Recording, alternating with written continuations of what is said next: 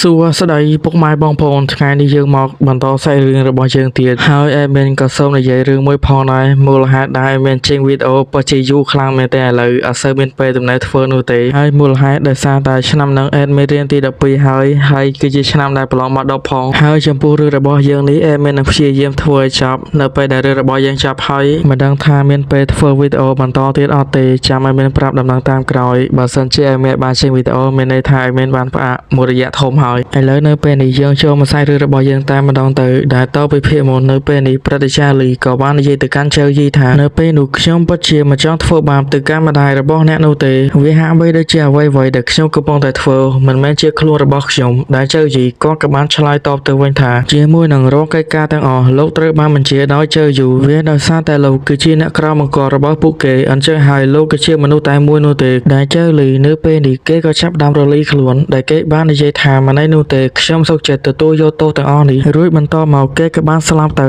ដែលទេពធីតាតៃបៃនៅពេលនេះក៏បាននិយាយថានៅពេលដែលជំនឿរបស់គេត្រូវបានបំផ្លាញវាហាក់បីដូចជាអារម្មណ៍របស់គេនៅពេលនេះពិតជាមិនចង់រស់បន្តទៀតនោះទេដែលចៅយាយនៅពេលនេះគាត់ក៏បាននិយាយទៀតថាវាហាក់បីដូចជាចៅយូនៅពេលនេះពិតជាមានអាកប្បកម្មតែខ្លាំងវាហាក់បីដូចជាខុសអំពីការប៉ាន់ស្មានរបស់ខ្ញុំនៅពេលនោះក៏មានដាវមួយដែលនៅសេសសល់ដែលវាគឺជាដាវរបស់ចៅលីបន្តមកនៅពេលនោះក៏បានលេចចេញនៅវិញ្ញាណដាវមួយនេះដែលបានធ្វើឲ្យទេពធីតាតៃបៃក៏បាននិយាយថាអាវុធមួយនេះវាពិតជាមានវិញ្ញាណពិតមែននៅពេលដែលចៅលីគេបានប្រើគេហាក់បីដូចជាមិនបានដឹងអំពីរឿងមួយនេះឡើយរួចទេពធីតាតៃបៃក៏បានចាប់ទៅកម្មប្រឡងអាវុធវិញ្ញាណមួយនេះហើយនាងក៏បាននិយាយទៅកាន់ចៅយីថាជាមួយនឹងអាវុធវិញ្ញាណមួយនេះខ្ញុំនឹងយកវាទៅស្រាវជ្រាវនៅក្នុងអាណាចក្រដទៃភាពរួចសាច់រឿងរបស់យើងក៏បានកាន់មកខាងកន្លែងមួយវិញដែលនៅពេលនេះគឺមានបរិសម្នាក់បានចូលទៅកាន់ត្រកូលកញ្ជ្រោងដែលគេបាននិយាយថានៅពេលនេះការបូជារបស់ពួកយើងពិតជាបានចាប់ផ្ដើមហើយតើអ្នកអាចរកបានមរតករបស់ព្រះអាក្រក់ដែរឬទេរួចត្រកូលកញ្ជ្រោងនៅពេលនេះក៏បាននិយាយថាហេតុអ្វីបានជាលោកប្រញាប់នៅពេលនេះដែលបរិសម្នាក់នេះគេក៏បាននិយាយទៀតថានៅពេលនេះត្រកូលសត្វបិសាចរបស់ពួកយើងពិតជាមានភាពខ្សោយជាខ្លាំងបើសិនជាពួកយើងអាចដាស់នៅព្រះបិសាចចេញមកពួកយើងពិតជាមានកម្លាំងខ្លាំងម្ដងទៀតហើយនៅពេលដែលពួកគេកំពុងតែនិយាយគ្នានោះនៅពេលនោះក៏បានលេចចេញនៅបិសាចចចកពណ៌សចេញមកផងដែរដែលគេក៏បាននិយាយទៅកាន់បិសាចកញ្ជ្រោងថាការបូជាលើកនេះពួកយើងនឹងធ្វើវាឲ្យមានភាពប្រសើរជាងមុនតើអ្នកពិតជាអាចសម្រេចវាបានដែរឬទេហើយបន្តមកក៏បានលេចចេញនៅបិសាចចំនួន2អ្នកផ្សេងទៀតដែលពួកគេក៏បាននិយាយបន្តទៀតថាជាមួយនឹងអ្វីដែលពួកយើងខ្វះខាតនៅពេលនេះវាគឺជាមរតករបស់ព្រះអាក្រក់រួចបិសាចកញ្ជ្រោងក៏បាននិយាយឆ្លើយតបថាចំពោះរឿងទាំងអស់នេះអ្នកទាំងអស់គ្នាមិនចាំបាច់ភ័យនោះទេប៉ុន្តែហាក់បីដូចជាលើកនេះពិតជាមានការប្រញាប់ពេកខ្ញុំហាក់បីដូចជាមិនតមករៀបចំនោះទេរួចបន្តមកនៅពេលនោះក៏បានលើកសំឡេងរបស់ចៅយីគាត់ក៏បានមកកាន់ទីកន្លែងមួយនេះផងដែរដែលគាត់បាននិយាយថាវាហាក់បីដូចជានៅទីកន្លែងមួយនេះពិតជាមានសំឡេងអ៊ូអរបន្តមកនៅពេលនោះបិសាចទាំងនេះពួកគេបាននិយាយថាតើអ្នកគឺជាមនុស្សហេតុអ្វីបានជាចូលមកកាន់ទឹកដីបិសាចរបស់ពួកយើងរួចនៅពេលនោះបិសាចកញ្ជ្រោងក៏បានណែនាំទៅកាន់ពួកគេថាបរិសម្នាក់នេះគឺមានឈ្មោះថាចៅយីហើយខ្ញុំនៅពេលនេះពិតជាបានសហការជាមួយនឹងគាត់ព្រោះឲ្យគាត់ពិតជាមានមរតករបស់ព្រះអាក្រក់នៅក្នុងខ្លួនរួចបិសាចគោនៅពេលនេះគេក៏បាននិយាយថាហេតុអ្វីបានជាវាពិតជាបានធ្លាក់ទៅលើមនុស្សដែលមានភាពទន់ខ្សោយនៅពេលនេះរួចគេក៏បាននិយាយទៅកាន់ចៅយីថាអ្នកគ្រាន់តែជាមនុស្សទន់ខ្សោយនោះទេហើយមិនស័ក្តិសមជាមួយនឹងវត្ថុទាំងអស់នេះចម្រើសល្អនៅពេលនេះគួរតែប្រកល់វាមកកាន់ខ្ញុំរួចគេក៏បានបើកការវាប្រហារទៅកាន់ចៅយីដែលចៅយីគាត់ក៏បាននិយាយឆ្លើយតបថាវាហាក់បីដូចជាអ្នកពិតជាបានវាតម្លៃកម្លាំងរបស់ខ្ញុំលឿនពេកហើយរួចកំណាប់ដៃរបស់ពួកគេនៅពេលនេះក៏បានបោកគ្នាដែលបានធ្វើឲ្យបិសាចគោគេក៏បាននិយាយថាវាពិតជាបានធ្វើឲ្យដៃរបស់ខ្ញុំពិតជាបានស្ពឹកនៅពេលនេះដែលចៅយីគាត់ក៏បាននិយាយទៅកាន់បិសាចគោថាវាហាក់បីដូចជាកម្លាំងរបស់អ្នកមិនគ្រប់គ្រាន់នោះទេរួចនៅពេលនោះបិសាចចចកពណ៌សក៏បាននិយាយថាមិនឯនោះទេអ្នកអាចសហការជាមួយនឹងយើងបានប៉ុន្តែតើអ្នកមានអ្វីទៅដែលត្រូវបូជាទៅកាន់ព្រះបិសាចនៅពេលនេះរួចបន្តមកចៅយីគាត់ក៏បានឆ្លើយតបថាជាមួយនឹងសម្រាប់បូជារបស់ខ្ញុំគឺជាគ្រឿងសត្វវិញ្ញាណនៅពេលនេះដែលបានធ្វើឲ្យគេក៏បាននិយាយថាវាពិតជាមានតម្លៃជាមួយនឹងការបូជាមួយនេះដែលចៅយីគាត់ក៏បាននិយាយទៅកាន់គេបន្តទៀតថាសម្រាប់ខ្ញុំវាមិនមានអ្វីនោះទេហើយនៅពេលនោះបន្តទៀតមកបិសាចប្រជិវក៏បាននិយាយថាចាប់តាំងពីពួកយើងបានរួចរាល់ហើយនៅពេលនេះពួកយើងគួរតែចេញដំណើរតែម្ដងទៅ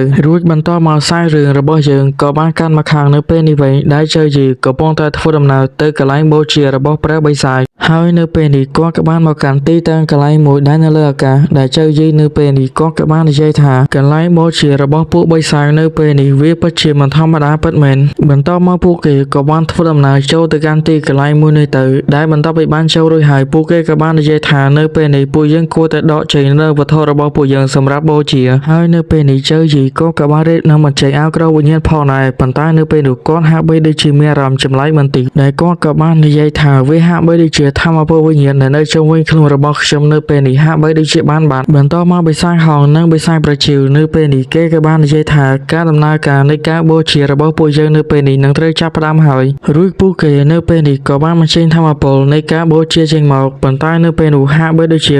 ធម្មពលមួយនេះពិតជាបានដាក់ទៅកាន់ចៅយីដែលចៅយីគាត់ហាក់បីដូចជាមិនអាចដឹងមិនបាននោះទេដែលគាត់បាននិយាយថាខ្ញុំនៅពេលនេះពិតជាបានធ្លាក់ចូលទៅក្នុងអន្ទារបស់ពួកគេបាត់ទៅហើយដែលចៅយីគាត់ក៏បាននិយាយថាតើពួកឯងកំពុងតែធ្វើអ្វីទៅតើនេះមិនមែនជាការបូជាមែនទេដែលបិសាចគោក៏បាននិយាយទៅកាន់ចៅយីផងដែរថាចាប់តាំងពីពួកយើងបានជួបអ្នកជាលើកដំបូងហើយកម្លាំងរបស់អ្នកពិតជាអាចទទួលយកបានប៉ុន្តែអ្នកពិតជាមានមរតករបស់ព្រះអក្រក់បើសិនជាពួកយើងពិតជាបានដោះស្រាយជាមួយនឹងអ្នកត្រង់វាប្រកាសជាមានបញ្ហារួចនៅពេលនោះបិសាចកញ្ជ្រោងក៏បាននិយាយទៅកាន់ពួកគេផងដែរថាក្រែងពួកយើងពិតជាបានសហការជាមួយនឹងគ្នាហេតុអ្វីបានជាអ្នកទាំងអស់គ្នានៅពេលនេះពិតជាបានធ្វើបែបនេះដែលបិសាចប្រជាក៏បាននិយាយទៅកាន់បិសាចកញ្ជ្រោងថាអ្នកពិតជាបានសហការជាមួយនឹងមនុស្សហើយពួកយើងនៅពេលនេះមិនមានការទុកចិត្តទៅលើអ្នកបន្តទៀតនោះទេប៉ុន្តែសូមឲ្យអ្នកដកខ្លួនចេញអំពីរឿងទាំងអស់នេះទៅបើសិនជាត្រកូលកញ្ជ្រោងរបស់អ្នកមិនចង់មានបញ្ហាដែលបានកើតឡើងបិសាចកញ្ជ្រោងក៏បានឆ្លើយតបថាបានចឹងវាគ្មានអ្វីដែលតាក់ទងជាមួយនឹងខ្ញុំនោះទេ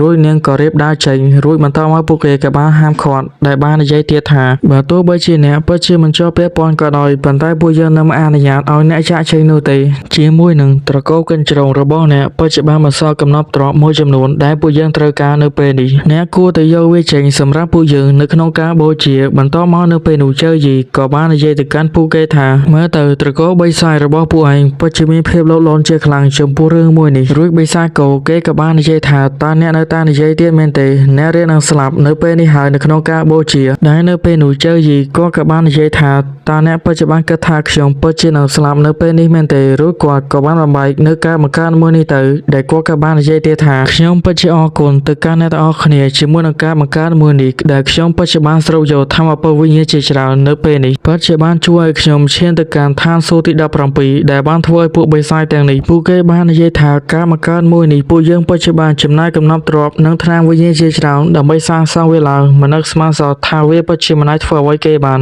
ហើយនៅពេលនេះបិសាចគោគេហាក់បីដូចជាទ្រាំមិនបានរួចក៏បានទៅវាយប្រហារទៅកាន់ចៅយីប៉ុន្តែលើកនេះគេហាក់បីដូចជាត្រូវធ្ងន់ជាងមុនទៅទៀតដែលចៅយីក៏បានជន់ទៅកាន់មុខរបស់គេរួចបន្តមកនៅសល់បិសាចចំនួន3នាក់ទៀតដែលពួកគេបាននិយាយថាពួកយើងគួរតែរួមដៃគ្នាដើម្បីសម្លាប់ទៅកាន់គេទៅហើយពួកគេទាំង3នាក់នៅពេលនេះក៏បានចូលដំណើរគ្នារួមទាំង3នាក់តែម្ដងដែលបន្តមកចៅយីក៏បានធ្វើការប្រយុទ្ធជាមួយនឹងពួកគេប៉ុន្តែជាមួយនឹងកម្លាំងរបស់បិសាចទាំងអស់នេះហាក់បីដូចជាមិនអាចធ្វើអ្វីទៅកាន់ចៅយីបានឡើយដែលចៅយីក៏បានសម្លាប់ទៅកាន់ពួកគេទាំងអស់គ្នាទៅទោះជាយ៉ាងណាក៏ដោយនៅពេលនោះក៏នៅសល់បិសាចហោងចំនួនម្នាក់ទៀតដែលគេនៅពេលនេះពិតជាបានព្យាយាមរត់គេចអំពីចៅយីដែលគេបាននិយាយថាជាមួយនឹងល្បឿនរបស់ខ្ញុំគេប្រហែលជាមិនអាចដេញតាមខ្ញុំបាននោះឡើយប៉ុន្តែនៅពេលដែលគេកំពុងតែនិយាយនៅពេលនោះចៅយីក៏បានមកពីមុខគេរួចហើយក៏បានធាក់មួយជើងដែលបានធ្វើឲ្យគេនៅពេលនេះពិតជាបានធ្លាក់មកវិញរួចបន្តមកចៅយីក៏បាននិយាយទៅកាន់បិសាចកញ្ជ្រោងថាដោយសារតែម៉េច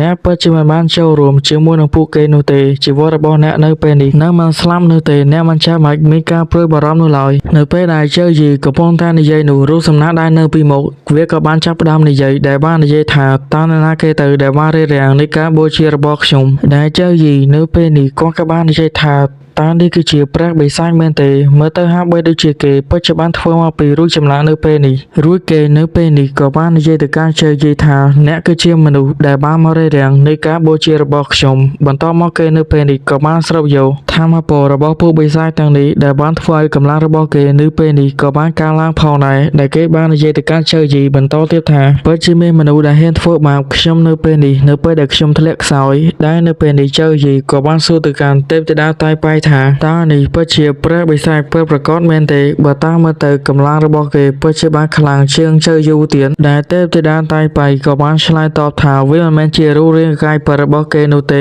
គេនៅសេសសល់តែវិញ្ញាណដូចជាខ្ញុំនោះទេទោះជាយ៉ាងណាក៏ដោយអ្នកក៏ត្រូវតែប្រយ័ត្ននៅពេលនេះផងដែរគេនៅសេសសល់តែវិញ្ញាណប៉ុន្តែនៅពេលនេះគេក៏បានស្រូបយកធម៌ពលជីវិតមួយចំនួនអំពីពួកសត្វបិសាចរួចបន្ទាប់មកជើយីនៅពេលនេះក៏បានបញ្ចេញអាវក្រោះវិញ្ញាណរបស់គាត់ចេញមកដើម្បីប្រយុទ្ធជាមួយនឹងព្រះបិសាចនៅពេលនេះដែលគាត់ក៏បាននិយាយទៀតថាមើលទៅនៅពេលនេះខ្ញុំគួរតែសាកល្បងកម្លាំងរបស់ខ្ញុំបន្តិចទៀតសិនហើយរួចនៅពេលនេះពួកគេក៏បានចាប់ផ្ដើមប្រយុទ្ធជាមួយនឹងគ្នាបន្ទាប់ពីព្រះបិសាចបានប្រយុទ្ធជាមួយនឹងជើយីនៅពេលនេះហើយគេក៏បានគិតថាវាហាក់បីដូចជាមានធម៌ពលអ្វីមួយដែលខ្ញុំធ្លាប់បានស្គាល់នៅពេលនេះប៉ុន្តែនៅពេលនេះខ្ញុំក៏មិននឹកស្មានផងដែរថាមនុស្សម្នាក់នេះគេពិតជាអាចទប់ទល់ជាមួយនឹងធម៌ពលព្រះរបស់ខ្ញុំនៅពេលនេះបើសិនជាខ្ញុំប្រយុទ្ធបន្តទៀតបើទោះបីជាខ្ញុំឈ្នះក៏ដោយកម្លាំងរបស់ខ្ញុំនៅពេលនេះវានឹងចោកខ្សោយជាខ្លាំងវានឹងធ្វើឲ្យវិញ្ញាណរបស់ខ្ញុំនឹងដេកម្ដងទៀតបន្តមកគេក៏បានចាក់ចែងអំពីទីកន្លែងមួយនេះទៅហើយជើយីនៅពេលនេះក៏នាំបិសាចកញ្ជ្រោងមកកាន់ទីកន្លែងមួយផងដែរ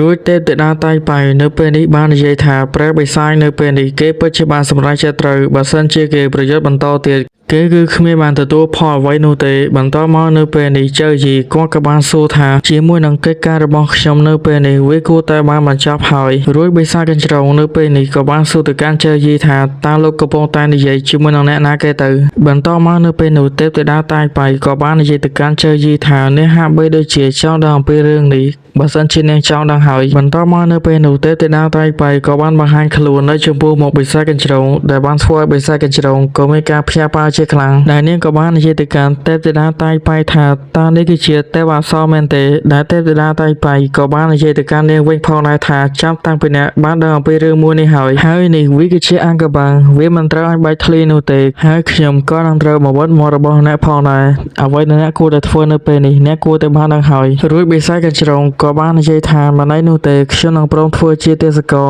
របស់ទេពធីតារួចទេពធីតាតៃបៃក៏បាននិយាយទៅកាន់ជើយីថាអ្នកនៅពេលនេះគួរតែចាប់នាងចូលទៅការណាចក្រដល់ទៅប្រភេទសិនទៅបើសិនជាមិនចង់ឲ្យរឿងមួយនេះបានបែកធ្លាយឆាប់រហ័សពេកហើយទេពធីតាតៃបៃនៅពេលនេះក៏បាននិយាយទៀតថាបើសិនជាអ្នកចង់សងសឹកទៅកាន់គ្រួសារជើខ្ញុំអាចឲ្យអ្នកខ្ចីកម្លាំងរបស់ខ្ញុំប្រើប្រាស់បានបន្តមកជើយីគាត់ក៏បាននិយាយថាវាគួរតែដល់ពេលហើយនៅពេលនេះសាច់រឿងរបស់យើងក៏បានកាន់មកខាងនៅពេលនេះវិញដែលជើយីក៏បានមកកាន់ភ្នូររបស់ម្ដាយរបស់គាត់ដែលគាត់ក៏បាននិយាយថានៅពេលនេះម្ដាយពិតជាបានរងទុក្ខជាខ្លាំងហើយនៅពេលនេះខ្ញុំមានកម្លាំងមិនតគ្រប់គ្រាន់នោះទេប៉ុន្តែខ្ញុំនៅតែអាចធ្វើវាបានប៉ុន្តែនៅពេលនោះក៏បានលើសំឡេងរបស់ជើយូដែលបាននិយាយថាខ្ញុំពិតជាដឹងថាអ្នកពិតជានឹងមកទីកន្លែងមួយនេះវាគឺជាថ្ងៃស្លាប់របស់ម្ដាយរបស់អ្នកដែលជើយីនៅពេលនេះក៏បាននិយាយថាវាហាក់បីដូចជាអ្នកពិតជាបានរៀបចំទុកជាមុនសម្រាប់ខ្ញុំដែលជើយូនៅពេលនេះគេក៏បាននិយាយថាពួកយើងពិតជាមានទំនាក់ទំនងឲ្យកូនជាមួយនឹងគ្នាបើសិនជាអ្នកពិតជាអាចបំបត្តិគំនុំរបស់ពួកយើងទាំងពីរនាក់ពួកយើងនៅតែជាឪពុកកូននឹងគ្នានោះទេ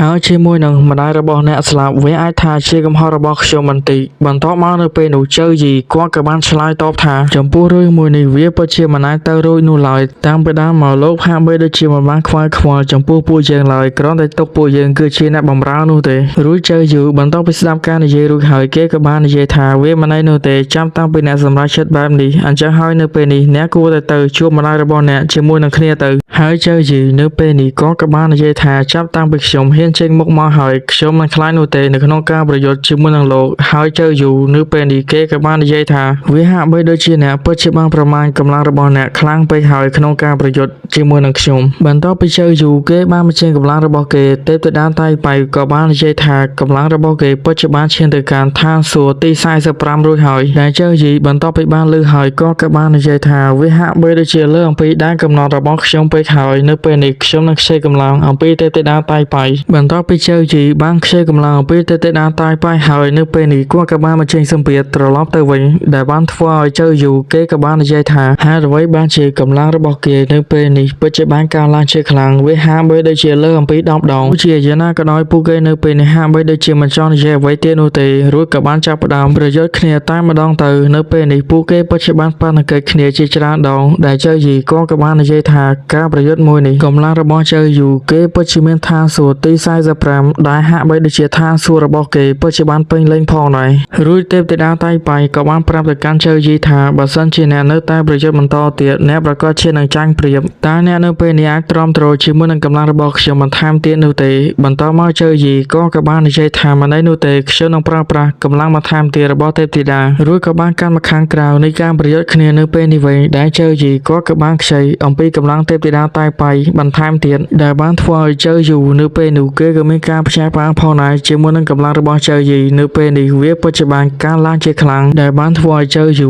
គេក៏បាននិយាយថាតើវាអាចទៅរួចនៅរបៀបណាទៅហេតុអ្វីបានជាកម្លាំងរបស់គេពិតជាបានកើនឡើងបន្តទៀតដែលនៅពេលនេះចៅយូក៏ត្រូវការវាប្រហាររបស់ចៅយីដែលបានធ្វើឲ្យគេនៅពេលនេះពិតជាបានរងរបួសដែលគេក៏បាននិយាយទៀតថាវាហាក់បីដូចជាកម្លាំងមួយនេះមិនមែនជារបស់អ្នកនោះទេតើអ្នកទទួលបានកម្លាំងទាំងអស់នេះមកពីណាទៅនៅពេលនោះចៅយីក៏បានឆ្លើយតបទៅវិញថាអ្នកគឺមិនចាំបាច់ដឹងនោះទេនៅថ្ងៃនេះអ្នកប្រកាសជានឹងស្លាប់ហើយរួចបន្តមកចៅយូក៏បានឆ្លើយតបទៅវិញថាវាមិនអាចទៅរួចនោះទេអ្នកពិតជាមិនអាចធ្វើអ្វីមកកាន់ខ្ញុំមកឡើយរួចគេក៏បានចាកចេញបន្ទាប់ពីគេបានចាកចេញចៅយីក៏បានឆ្លើយតបថាមែនហើយខ្ញុំពិតជាមិនអាចសម្លាប់ទៅកាន់គេបាននោះទេអំបែងមិញខ្ញុំគ្រាន់តែបំភ័យទៅកាន់គេនោះទេមិននឹកស្មានថាគេពិតជាចាកចេញបើសិនជាចៅយូគេពិតជាមិនបានភ័យអំបែងមិញខ្ញុំខ្លាចថាខ្ញុំនោះទេនឹងខ្លាចទៅជាអ្នកស្លាប់វិញហើយទេពធីតាតៃប៉ៃនៅពេលនេះក៏បានប្រាប់ថាធម្មពលវិញ្ញាណរបស់អ្នកដែលបានខ្ចីបែងមិញអ្នកពិតជាបានអស់វាស្ទើរតែទាំងស្រុងហើយ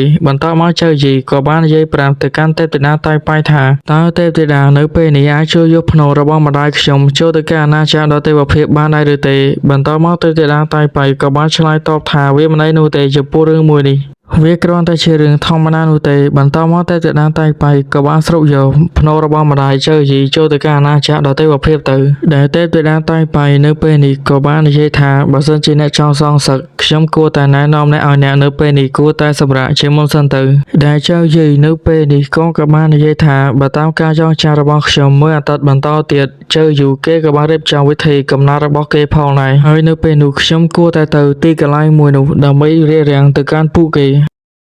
ហើយសាច់រឿងរបស់យើងភាគនេះគឺមានតែប៉ុណ្ណឹងអរគុណពុកម៉ែបងប្អូនសម្រាប់ការទស្សនា